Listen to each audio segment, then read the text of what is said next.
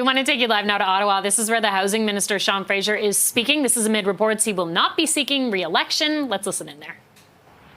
Is an interesting 8-year-old that I have ever met. She loves Taylor Swift, learning about ancient civilizations, playing video games, and last week I had the opportunity to watch her welcome hundreds of people to her elementary school's class Christmas concert in what I expect will be the first of many public speaking engagements. We also, a few years ago, welcomed our little boy, Jack Stanford Fraser, into the world. He has become a hilarious, rough and tumble, sweet little guy who loves his mom, monster trucks, showing off his skills on his balance bike to anybody who's going to watch, and roughhousing with his dad. Getting him to put on socks can be hit or miss.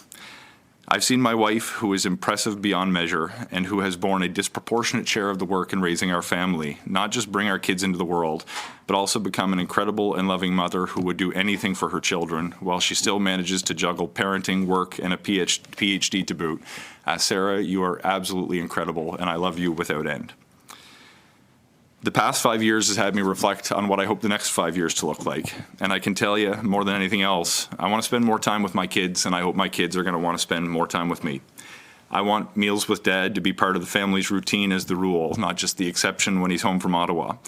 I want to be able to make my wife coffee in the morning before she wakes up, and if we get the kids to bed at a reasonable hour, maybe even enjoy a glass of wine over a conversation in the evening.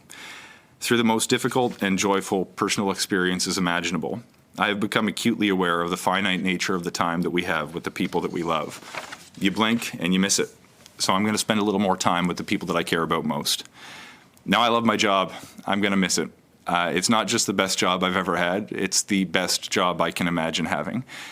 It has been the most extraordinary privilege to serve as both the Member of Parliament for the community where I was raised and grew up and the Cabinet Minister for my home province of Nova Scotia. I'm going to miss the work and I'm going to miss the people immensely.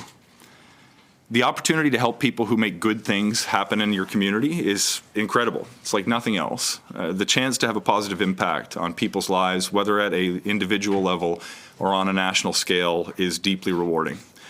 I want to say thank you in particular to the Prime Minister for the opportunity to serve.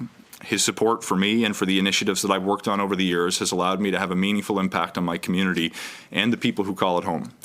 His belief in the work our team was doing has allowed me to move the needle on policies of national importance, particularly those that are directed towards solving the national housing crisis. I want to thank my colleagues who serve in the House of Commons. You are the most interesting group of people I've ever worked with, and I'm grateful for the opportunity to have worked alongside you. To my Nova Scotia and Atlantic Caucus colleagues in particular, past and present, you are so much more than co-workers. You are dear friends that I will keep for a lifetime. Never stop pushing for the betterment of Atlantic Canada, and know that I will only ever be a phone call away. Je voudrais remercier aussi mes collègues francophones.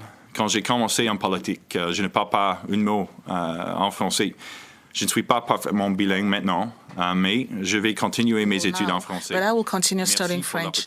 Thank you for the opportunity to speak Molière's language. That has been an extraordinary gift. To the staff who supported me on Parliament Hill and in my constituency, to those who've worked at home in particular, you've helped thousands of people who are our friends and neighbours realize tangible benefits and address their real concerns that impact their quality of life. I'm grateful for your service to Canada. I want to say thank you in particular to Janet MacDonald, who's been with me from the very start and who I first knew as Mrs. MacDonald back when we met when I was a grade 3 student at Frank H. MacDonald Elementary School, when I happened to be the same age that Molly is today. For those who've helped me navigate life on the Hill, I'm amazed by the impact that each of you has had on our country. The scale of the challenges that we've been wrestling together and the problems that we have worked to solve will be something that you should be proud of for a very long time. I know that I am. I will follow your careers closely, and I consider it an extraordinary professional honor to have served my country with you by my side. I want to thank my Chief of Staff, Savannah DeWolf in particular, who's been with me from my first few weeks as an MP and who has held virtually every position at every level in each of my constituency, Hill, campaign, and minister's offices over the last decade. You are as talented a professional as I have ever worked with in my career and are responsible for just about all the things that went well for me politically over the past 10 years. I also want to thank every volunteer who's given their time, donations, and energy to our campaigns over the last few election cycles. Without your engagement, we would not have had the opportunity to win a riding that has historically been viewed as nearly unwinnable for a Liberal candidate. You'll remember that it was our riding that Brian Mulrooney, who became a friend of mine before he passed, came to sit in and happened to be my first MP, no less, when he became opposition leader and needed a safe constituency for a Conservative in his first campaign as a Member of Parliament.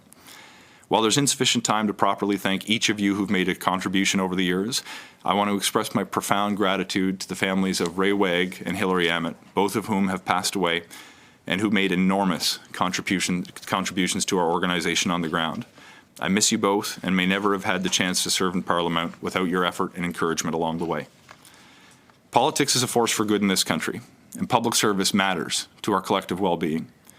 The jobs elected officials have the privilege to hold for however long or short a time are so much bigger than any one person who may come to hold them. Those who have the opportunity to serve would do well to remember that the highest office holder in our system of government and politics is not the MP, minister, or even prime minister. It's the citizen that we have been elected to serve. It is the people who live in our communities that give us the authority to govern and to whom we owe a duty to do our very best to make this country a better place to live. The best political education that I've ever received hasn't come from the halls of power on Parliament Hill, but in the church basements, fire halls, wharves, and community centres in small town and rural Nova Scotia.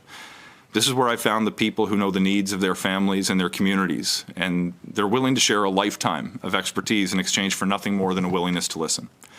I hope that I've had, in some small way, been able to use the lessons that I've learned from you along the way to have a positive impact on the communities that I've represented. The quality of our governance depends upon good people putting their names forward and our representatives in government engaging meaningfully with the people that they've been elected to serve, not with a view to attract attention to themselves, but instead to understand how the decisions that we make can be improved